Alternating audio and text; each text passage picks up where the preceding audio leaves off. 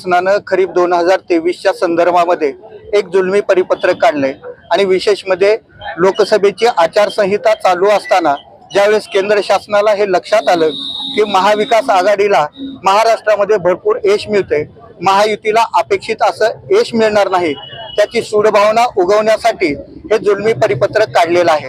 या नव्या परिपत्रकामुळे धाराशिव जिल्ह्यातलाच नव्हे तर महाराष्ट्रातल्या 75% शेतकऱ्यांना पीक विमाच मिळणार नाही।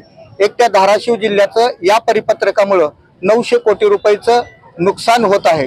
त्याचबरोबर सांजा देवस्थान येथील जमिनीवर शेतकऱ्यांना खंड भरण्याची परवानगी द्यावी, महसूल खात्याकडे जी याचिका दाखल केलेली आहे त्या याचिकेची तातडीने सुनावणी घ्यावी आणि शेतकऱ्यांच्या बाजूने निकाल द्यावा अशी आमची दुसरी मागणी होती।